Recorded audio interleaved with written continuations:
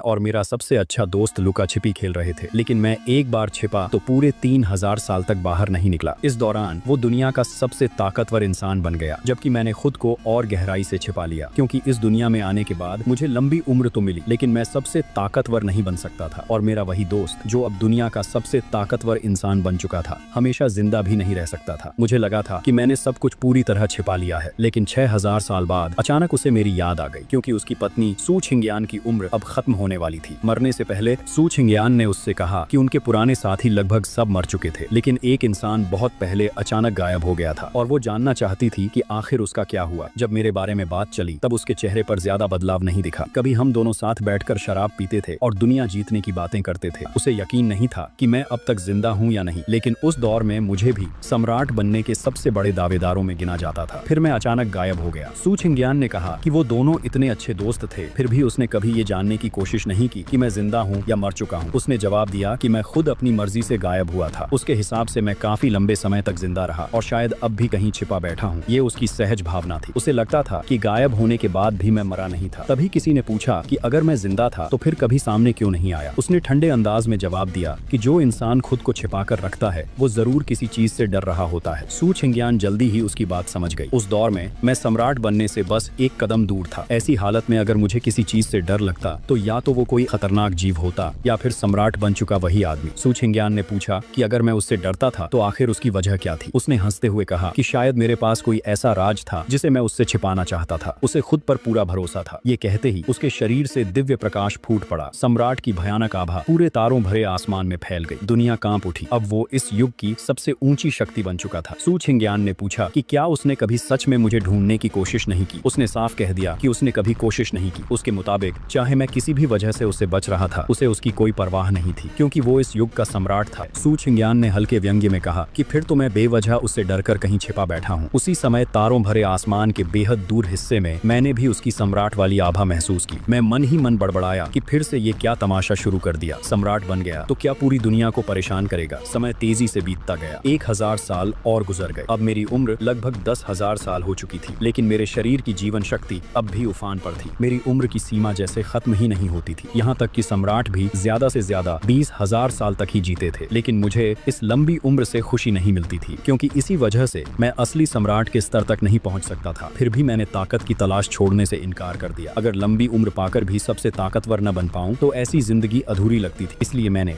हजारों साल लगाकर अपनी मुख्य डाव को पूरी तरह निखारा। वो थी थंडर डाव। अगर सिर्फ डाव की बात की जाए तो मैं किसी भी तरह उससे कमजोर नहीं था। बस फर्क इतना था कि मेरे पास सम्राट वाला ओरिजिन सोर्स नहीं था, लेकिन पिछले कुछ सालों की कोशिशों के बाद मुझे आखिर एक रास्ता मिल गया। अगर कई अलग अलग डाव को साथ में समझ लिया जाए तो सम्राट जैसी ताकत के करीब पहुंचा जा सकता था। दूसरों के लिए ये रास्ता लगभग नामुमकिन था, लेकिन मेरे जैसे लंबे जीवन वाले इंसान के लिए यही सबसे सही रास्ता था। उस समय मेरे शरीर के चारों तरफ बिजली चमक रही थी। मैं लाइफ सोर्स डाव को समझने ही वाला था, लेकिन मुझे क्या पता था कि उसी समय एक बहुत बड़ा षड्यंत्र शुरू हो चुका था। उस वक्त वो कई विशाल कब्रों के सामने खड़ा था। वो सब उसके पुराने साथियों और करीबियों की कब्रें थीं। हाल ही में वहाँ एक नई कब्र भी बनी थी। वो उसकी पत्नी सू छिंगयान की थी। उसके चेहरे पर दबा हुआ गुस्सा साफ दिख रहा था। उसकी उम्र अब बस कुछ 100 साल ही बची थी, लेकिन मुझे नहीं पता था कि उसके पास पहले से इमॉर्टल मेडिसिन मौजूद थी। वो चाहे तो एक और जीवन पा सकता था, लेकिन उसने जानबूझकर उसका इस्तेमाल नहीं किया। उसने आसमान की तरफ देखते हुए सोचा कि क्या कोई मूर्ख उसके जाल में फंसेगा। वो अपने जीवन के सबसे कमजोर समय का नाटक कर रहा था, ताकि उन दुश्मनों को बाहर निकाल सके जो हमेशा छिपकर उस पर नजर रखते थे। इस दुनिया में बाहरी राक्षस भी थे और अंधेरे में छिपे पुराने खतरनाक जीव भी। उसने सोचा कि वो खतरनाक जीव बहुत अच्छी तरह छिपे रहते थे, बिल्कुल मेरी तरह। यहाँ तक कि उसने एक पल के लिए ये भी सोचा कि कहीं मैं भी किसी खतरनाक अस्तित्व जैसा तो नहीं बन गया। अगर ऐसा होता तो मेरा उससे बचना समझ में आता। कम से कम फिर दोबारा मुलाकात तो होती। हालांकि वो मिलते ही मुझे मार डालता। कुछ 100 साल और बीत गए। मैं अब भी अपनी डाव को समझने में डूबा हुआ था। तभी मैंने महसूस किया कि वो फिर से मरने का नाटक कर रहा था, लेकिन मुझे भरोसा नहीं हुआ। अगर उसके पास सच में इमॉर्टल मेडिसिन नहीं होती तो हालात इतने शांत नहीं रहते। स्पष्ट था कि वो अपने दुश्मनों को बाहर निकालना चाहता था। मैं मन ही मन उसकी खराब एक्टिंग पर हंस रहा था, लेकिन तभी अचानक दुनिया के बाहर से भयानक कंपन उठा। पूरा तारों भरा आसमान हिल गया। दुनिया भर के लोग डर गए। कुछ लोग समझ ही नहीं पाए कि अचानक क्या हो गया। उन्हें लगा युद्ध शुरू होने वाला था। उसी समय आसमान की सबसे ऊंची जगह पर अचानक एक प्राचीन सीढ़ी प्रकट हुई। वो नजारा इतना विशाल था कि पूरा आसमान ढक गया। लोग डर और हैरानी से कांप उठे, क्योंकि ऐसी चीजें सिर्फ प्राचीन कथाओं में सुनने को मिलती थीं। यहाँ तक कि मैं भी खड़ा होकर दूर आसमान को देखने लगा। मैं जानना चाहता था कि आखिर उसके साथ साथ क्या चल रहा था। लेकिन थोड़ी देर बाद वो भयानक कंपन धीरे धीरे शांत होने लगे। प्राचीन सीढ़ियां भी गायब हो गईं। पूरा संसार फिर शांत हो गया। तब मुझे समझ आ गया कि वो अभी मरने वाला नहीं था। उन खतरनाक जीवों ने उसकी असली हालत पहचान ली थी, लेकिन उसकी चाल पूरी तरह बेकार भी नहीं गई। उसे कम से कम ये पता चल गया कि उसके दुश्मन कहाँ छिपे थे। मैं हल्की हंसी के साथ वापस बैठ गया, फिर अपनी कल्टीवेशन में डूब गया। लेकिन मैंने उसे कम आंका था। जैसे ही उसने अपनी सम्राट वाली ताकत वापस पाई, वो सीधे अपने दुश्मनों पर टूट पड़ा। उसने पूरे आसमान को हिला दिया, प्राचीन फॉरबिडन जोन तक को बाहर निकलने पर मजबूर कर दिया। उसकी ताकत देखकर पूरी दुनिया कांप उठी। मैंने भी उसकी ताकत देखकर मन ही मन उसकी तारीफ की, लेकिन मैं जानता था कि हमारा रास्ता अलग था। इसके बाद एक भयानक जीव गहरे अंधेरे से बाहर गिरा। उसके शरीर में सम्राट का दिव्य भाला धांसा हुआ था। फिर वो सीधे दुनिया के बाहर वाले क्षेत्र में घुस गया और दूसरे खतरनाक जीवों पर हमला कर दिया। उस युद्ध का नतीजा किसी को नहीं पता चला। आखिर में वो वापस लौट आया, लेकिन कोई भी उसकी हालत देखने की हिम्मत नहीं कर पाया। समय तेजी से गुजरता गया। 8000 साल और बीत गए। अब मेरी उम्र 18,000 साल हो चुकी थी। मैंने लाइफ सोर्स डाओ को पूरी तरह मास्टर कर लिया था। मैं 8000 साल पहले के मुकाबले कहीं ज्यादा ताकतवर बन चुका था। अब मुझे पूरा यकीन हो गया था कि मेरा रास्ता सही था। इस युग में सम्राटों को छोड़ दिया जाए तो मुझे भरोसा था कि मैं किसी को भी कुचल सकता था। इन 8000 सालों में वो भी लगातार हलचल मचाता रहा। मेरी जानकारी में उसने कई फॉरबिडन जोन में घुसकर तबाही मचाई, यहाँ तक कि तारों भरे आसमान की गहराइयों में छिपे खतरनाक जीवों का भी शिकार किया। मुझे हमेशा लगता था कि वो किसी बड़ी चीज की तैयारी कर रहा था, लेकिन पिछले 1-2 हजार सालों में वो अचानक शांत हो गया। उसने दुनिया के सामने आना लगभग बंद कर दिया और मैं भी अपनी कल्टीवेशन में इतना डूबा था कि उसकी ज्यादा परवाह नहीं करता था। लेकिन मुझे बिल्कुल उम्मीद नहीं थी कि पूरी दुनिया की डाव अचानक बदलने लगी। हर तरफ अलग तरह की ऊर्जा फैल गई। इसका मतलब साफ था, अब वो सम्राट दुनिया से गायब हो चुका था। नई पीढ़ी के लोग अब फिर से सम्राट बनने की कोशिश कर सकते थे। लेकिन तभी मेरे मन में एक डरावना ख्याल आया। क्या उसने खुद अपनी ताकत काटकर किसी खतरनाक अस्तित्व का रूप ले लिया था? इस दुनिया के ज्यादातर खतरनाक जीव पहले कभी सम्राट रह चुके थे। उन्होंने खुद अपनी शक्ति का हिस्सा काट दिया था ताकि वो बहुत लंबे समय तक जिंदा रह सकें। लेकिन तभी मेरे मन में दूसरा विचार आया। शायद उसने खुद को कमजोर करके दुनिया की रक्षा करने वाला गार्जियन बनने का रास्ता चुना हो। ऐसे लोग भी खतरनाक अस्तित्वों में गिने जाते थे, लेकिन वो दुनिया को बचाने के लिए खुद को सील कर लेते थे ताकि किसी बड़े संकट के समय दोबारा जाग सकें। मैं उसके बारे में सोच ही रहा था, तभी अचानक पूरे आसमान को ढक देने वाला एक विशाल हाथ प्रकट हुआ। उस हाथ ने सीधे उसके होली लैंड को मलबे में बदल दिया। लेकिन मुझे तुरंत कुछ अजीब महसूस हुआ। उस होली लैंड ने बिल्कुल भी विरोध नहीं किया। स्पष्ट था कि वो जगह पहले ही खाली की जा चुकी थी। उसने अपने गायब होने से पहले सब कुछ हटा लिया था और जो हमला हुआ वो सिर्फ एक जांच थी। मैं गहरे आसमान की तरफ देखता रहा। उसी दौरान एक साधारण सी रोशनी मेरी नजरों के सामने से गुजरी, लेकिन उस रोशनी में मुझे एक बेहद खास आभा महसूस हुई। मैं तुरंत उसके पीछे निकल पड़ा। जब मैंने उस रोशनी के अंदर की चीज देखी तो मेरा चेहरा बदल गया। उसके अंदर एक बेहद अजीब चीज थी। उसकी शाखाओं पर 3 रहस्यमयी फूल खिले हुए थे। उन फूलों को सिर्फ एक नजर देखने से ही अमर आभा महसूस हो रही थी। वो थी रेनकार्नेशन डिवाइन फ्लावर, एक ऐसी इमॉर्टल मेडिसिन जिसके पीछे दुनिया के सबसे ताकतवर लोग भी पागल रहते थे। लेकिन मैं कुछ कर पाता उससे पहले ही वो डिवाइन फ्लावर अचानक मेरी तरफ उड़ने लगी। एक पल के लिए मुझे लगा कि वो डिवाइन फ्लावर मुझे चुनने वाली थी, लेकिन अगले ही पल उसने अचानक दिशा बदल दी। वो तेजी से मुझसे दूर भागने लगी। मैं बिना देर किए उसके पीछे दौड़ पड़ा। हालांकि मैंने अपनी असली थंडर डाओ इस्तेमाल नहीं की, मैंने सिर्फ लाइफ सोर्स डाओ का इस्तेमाल किया। जब मैं उसके करीब पहुंचा तो मैंने हाथ बढ़ाकर उसे पकड़ने की कोशिश की। विशाल ऊर्जा ने तुरंत पूरे इलाके को घेर लिया, लेकिन जैसे ही मैं उसे छूने वाला था वो अचानक चमकती रोशनी बनकर दूर निकल गई। उसी समय वहां से गुजर रहे एक और इंसान ने भी उस डिवाइन फ्लावर को देख लिया और उसने भी तुरंत उसे पकड़ने की कोशिश की। दोनों ताकतें आपस में टकराईं। पूरा आसमान जोर से कांप उठा। मैंने दूर फैले अंधेरे की तरफ देखा। मेरा चेहरा गंभीर हो गया क्योंकि वहां एक और खतरनाक अस्तित्व छिपा हुआ था। उसके चारों तरफ काला धुंध फैला हुआ था, जिसकी वजह से उसकी असली शक्ल देख पाना मुश्किल था। वो भी मुझे साफ नहीं देख पा रही थी। इसी वजह से उसने हमला नहीं किया और उसी मौके का फायदा उठाकर रीइंकार्नेशन डिवाइन फ्लावर वहां से भाग निकली। तभी उस खतरनाक अस्तित्व की आवाज सुनाई दी। उसने पूछा कि आखिर मैं कौन था। मैंने भी उसकी तरफ ध्यान से देखा, फिर बिना कुछ बोले वहां से निकल गया। वो भी लड़ाई नहीं चाहती थी, इसलिए वो भी जल्दी से गायब हो गई। सम्राट के गायब होने के 10,000 साल बाद मेरी उम्र 28,000 साल हो चुकी थी और इस दौरान मैंने अपनी तीसरी डाव को भी पूरी तरह मास्टर कर लिया था। वो थी हिडन एक्सटिंक्शन डाव। अब मेरी तीनों डाव एक दूसरे का सहारा बन चुकी थी। मेरी ताकत 10,000 साल पहले से कई गुना ज्यादा बढ़ चुकी थी, यहाँ तक कि मेरे अंदर हल्की सम्राट जैसी आभा भी दिखाई देने लगी थी। अब मैं उन खतरनाक अस्तित्वों का सीधे सामना कर सकता था। मुझे लगा था कि अब मैं आराम से अपनी कल्टीवेशन करता रहूंगा, लेकिन 1000 साल बाद अचानक 2 भाई बहन एक खास तरीके से एक रहस्यमयी जगह में घुस गए। लेकिन उन्हें बिल्कुल अंदाजा नहीं था कि वो जगह दरअसल एक खतरनाक अस्तित्व का ठिकाना थी और वो अस्तित्व हजारों सालों से गहरी नींद में सो रहा था। लेकिन जैसे ही उन दोनों ने वहां से एक दुर्लभ खजाना चुराया, वो तुरंत जाग उठा। अगले ही पल भयानक गुस्से से भरी आभा पूरे आसमान में फैल गई। हालांकि उनके पास खास टैलिस्मन मौजूद था। उस टैलिस्मन की ताकत से वो कई स्टार रीजन पार करके भागने वाले थे, लेकिन तभी उस खतरनाक अस्तित्व ने उन पर हमला कर दिया। उसकी ताकत ने उन्हें जबरदस्ती नीचे गिरा दिया। फिर एक और विशाल हमला उनकी तरफ बढ़ा और दुर्भाग्य से जिस स्टार रीजन में वो हमला गिरा, मैं उसी जगह कल्टीवेशन कर रहा था। मैं उस समय एक खास डाव को समझने में डूबा हुआ था। उसी दौरान मुझे इस पूरी घटना का एहसास हुआ। मैंने तुरंत उन दोनों को देख लिया। वो एक लड़का और एक लड़की थे। उनके शरीर से बेहद शक्तिशाली आभा निकल रही थी। उन दोनों के पास दूसरा एम्परर लेवल ट्रेजर भी था। एक पल में वो कई स्टार रीजन दूर भाग गए, जिसकी वजह से वो खतरनाक अस्तित्व उनका पीछा नहीं कर पाया। लेकिन उसी समय उसका हमला मेरी तरफ गिर चुका था। अगले ही पल मैंने हाथ उठाकर सामने धक्का दिया। मेरी ताकत सीधे उस विशाल हमले से टकरा गई। दो खतरनाक शक्तियों की टक्कर से पूरा आसमान कांप उठा।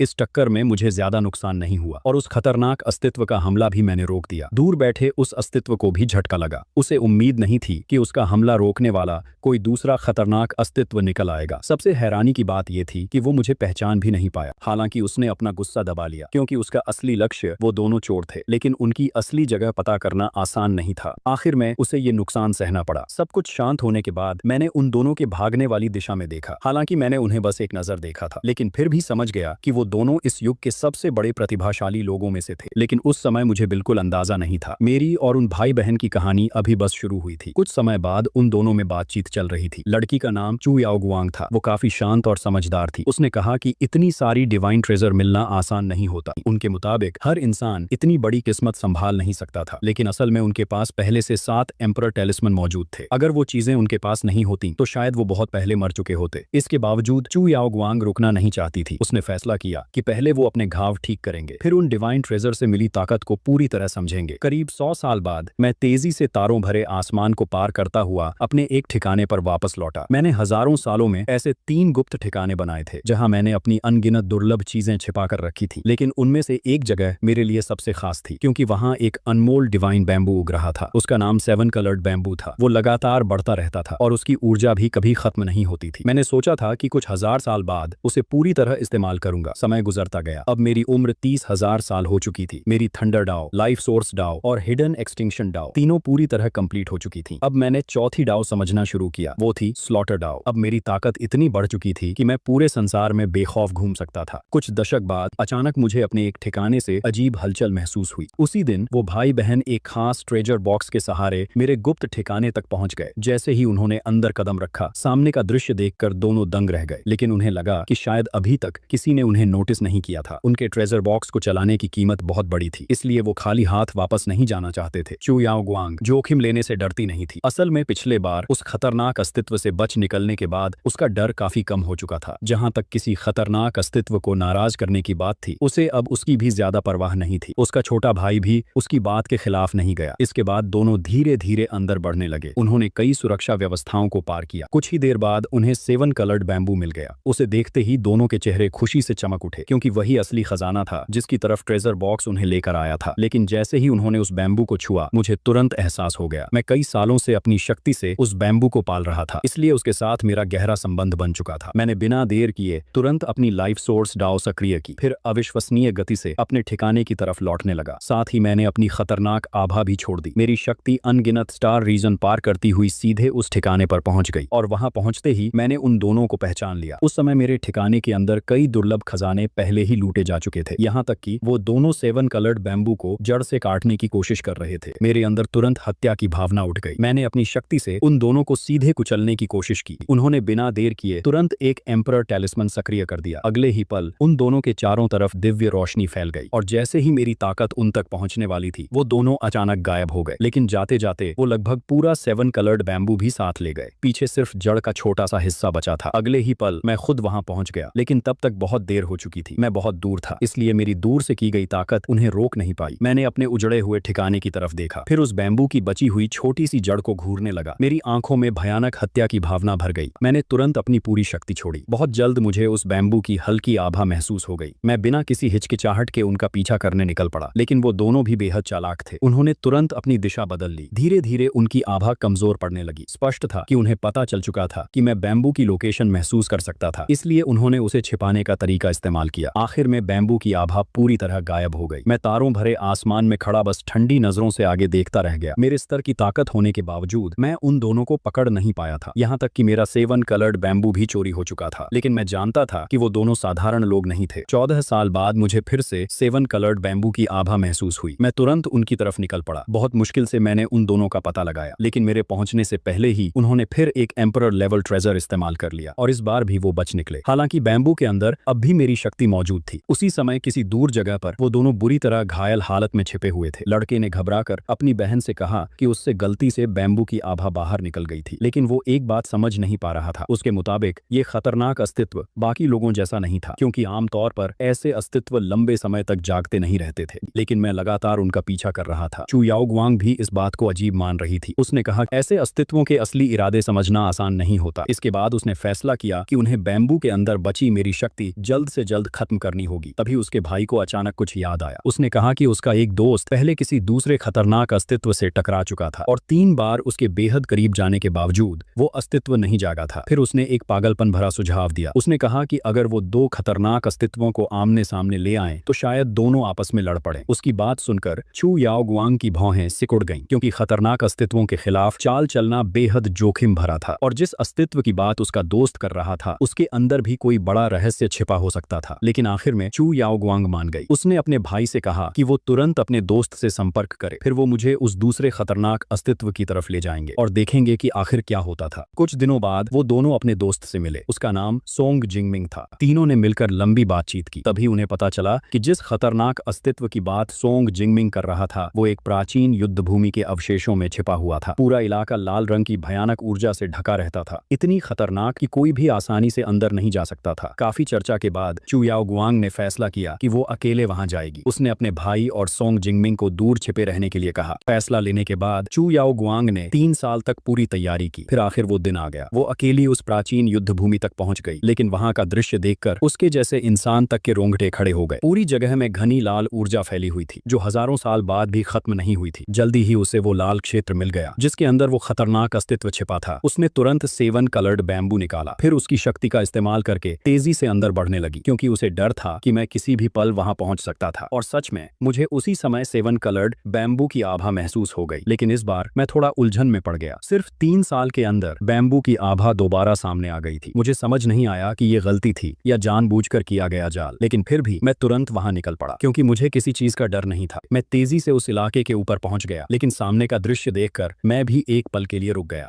10,000 लाइक्स होते ही पार्ट 2 मिल जाएगा।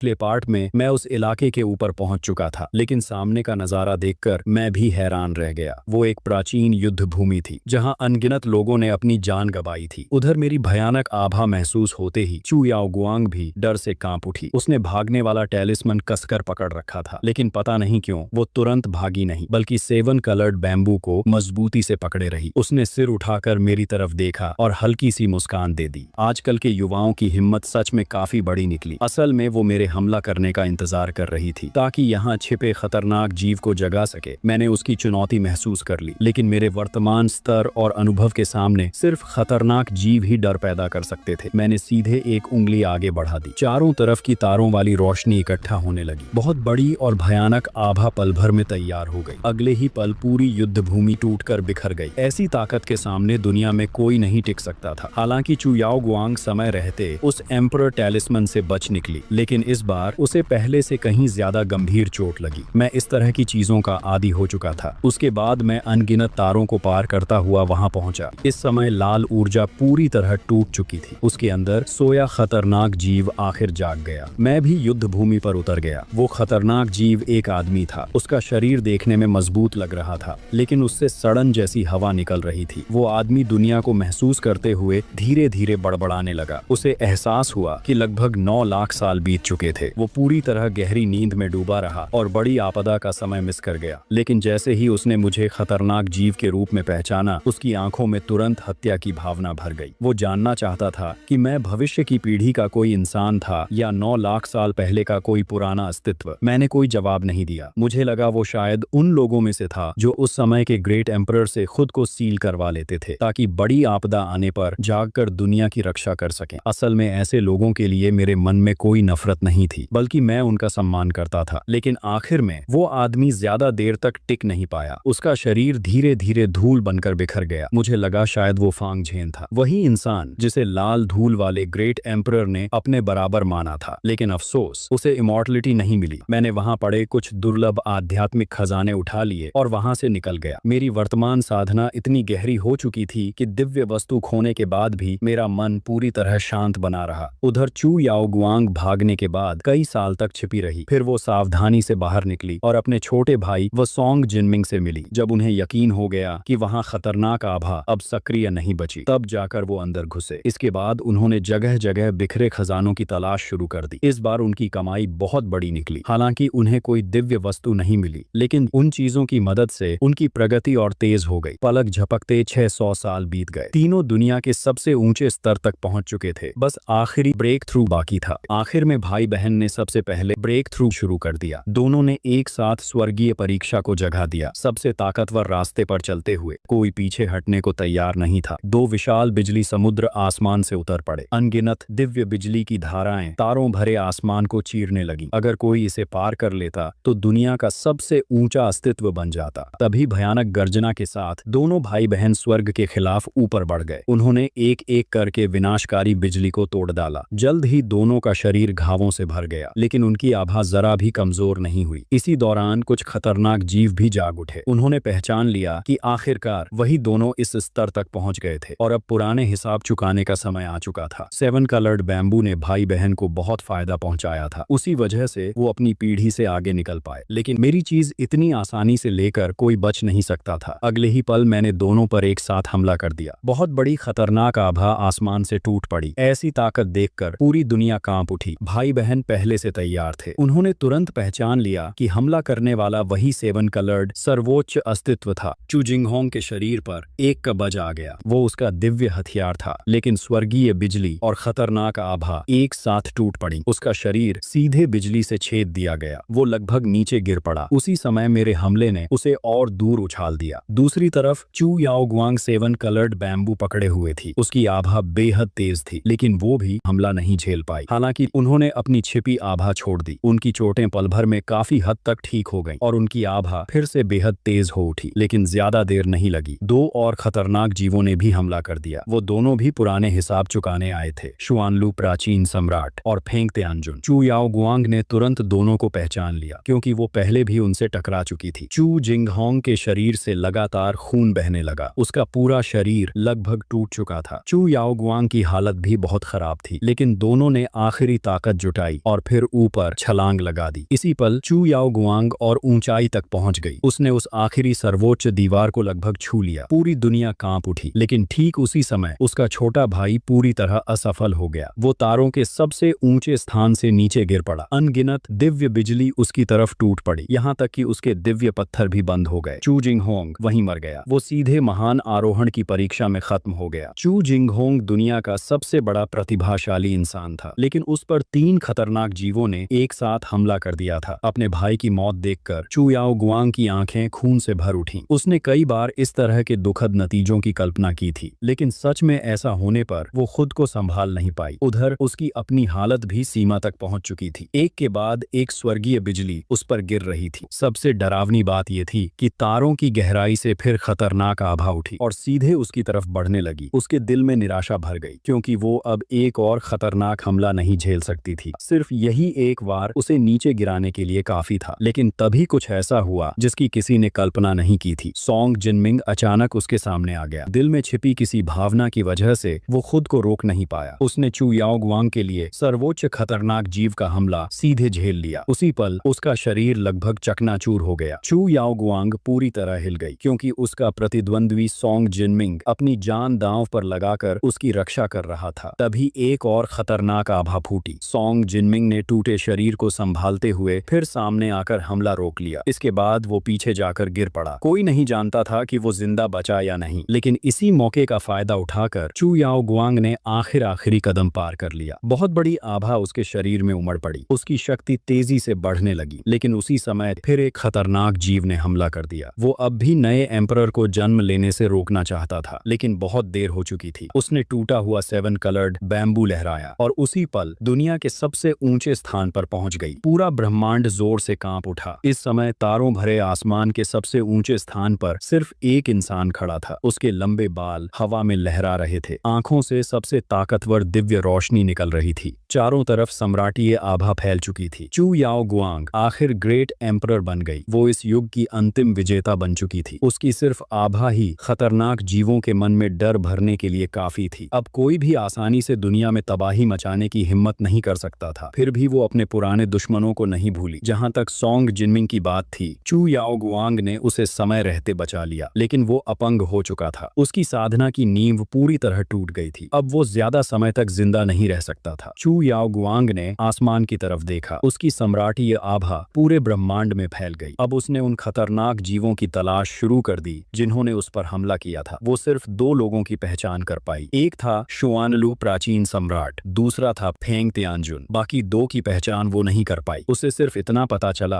कि उनमें से एक लाइफ डाओ वाले रास्ते का इस्तेमाल करता था और दूसरा प्राचीन बर्फ वाले रास्ते का। चू याओ गुआंग किसी को छोड़ने वाली नहीं थी, भले ही ये दुश्मनी उसके और उसके भाई की वजह से शुरू हुई थी। मुझे भी उम्मीद नहीं थी कि वो छोटी चोर आखिर ग्रेट एम्परर बन जाएगी, लेकिन अब जो होना था हो चुका था। मैंने फिलहाल खुद को शांत किया और फिर अपनी इमोर्टल साधना के रास्ते पर लौट गया। ग्रेट एम्परर बनने के बाद चू याओ गुआंग को चू जुए ग्रेट एम्परर कहा जाने लगा। आने वाले हजारों सालों तक वो अपनी शक्ति को और मजबूत बनाती रही, साथ ही अपने खतरनाक दुश्मनों की तलाश भी जारी रखी। ग्रेट एम्परर बने 4000 साल बीतने पर उसे महसूस हुआ कि सोंग जिनमिंग अब मरने वाला था, इसलिए उसने उसकी जिंदगी बढ़ा दी। इतना ही नहीं, उसने अपने वंश को आगे बढ़ाने के लिए सोंग जिनमिंग को चुना। उसका रवैया बहुत कठोर था। वो सोंग जिनमिंग को मना करने का मौका तक नहीं देना चाहती थी। 8000 साल बाद चू याओ गुआंग ने आखिर शुआनलू प्राचीन एम्परर का ठिकाना खोज लिया। उसने बिना हिचक हमला कर दिया। पल भर में पूरा छिपा हुआ इलाका तबाह हो गया। मजबूर होकर शुआनलू प्राचीन एम्परर को बाहर आना पड़ा। इसके बाद सर्वोच्च अस्तित्वों की भयानक लड़ाई शुरू हो गई। हालांकि शुआनलू प्राचीन एम्परर पूरी तरह बूढ़ा नहीं हुआ था, लेकिन वो अपने पुराने सबसे ताकतवर समय जैसा भी नहीं बचा था। आखिर में चू याओ गुआंग ने उसे मार गिराया। इसके बाद भी उसने अपने बाकी दुश्मनों की तलाश नहीं छोड़ी। वो कई प्राचीन खतरनाक इलाकों तक पहुंच गई और वहां भी कई भयानक लड़ाइयां हुई। आखिरकार ग्रेट एम्परर बने 15,000 साल बाद उसने फेंग तियानजुन को भी खोज निकाला और उसे भी बेरहमी से खत्म कर दिया। लेकिन वो सिर्फ इतना ही कर पाई। बाकी दो खतरनाक सर्वोच्च अस्तित्वों का कोई सुराग नहीं मिला। सबको लगा अब वो हार मान लेगी, लेकिन आखिर में उसने खुद को दिव्य शक्ति में सील कर लिया और खुद भी खतरनाक अस्तित्व बन गई। उसने ये सब सिर्फ इसलिए किया ताकि दुश्मनों के लौटने का इंतजार कर सके और फिर उन्हें अपने हाथों से खत्म कर दे। उसका स्वभाव शुरू से ऐसा ही था। जब मेरी उम्र 48,000 साल हुई तब चू जुए ग्रेट एम्परर आखिर खत्म हो गई। इस युग का अंत घोषित हो चुका था, लेकिन मुझे हमेशा महसूस होता रहा कि उसके भीतर कुछ गड़बड़ थी। मुझे शक हुआ कि वो भी खतरनाक अस्तित्व बन चुकी थी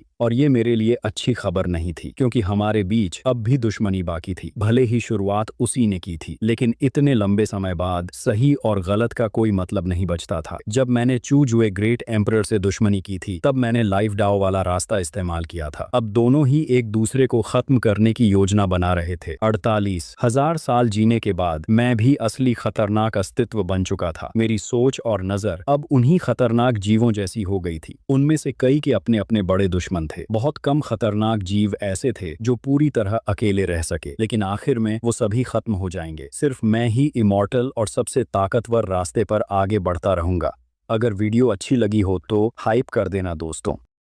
कहानी शुरू होती है एक खतरनाक